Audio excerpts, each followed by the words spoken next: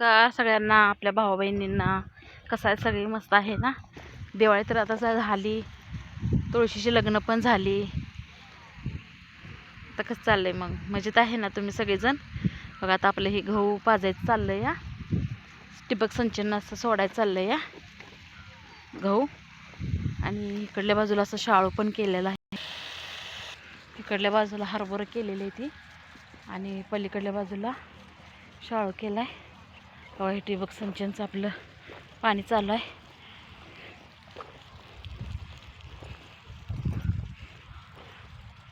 ठिबक सिंचन जोडलं या, मस्तपैकी असं पाणी पितं या शाळावाला. शाळू प्यायला आहे बघा पाणी आपलं असा. तर हरभऱ्याला पण सोडायचं आहे इकडं. कसं पाणी पडते बघा.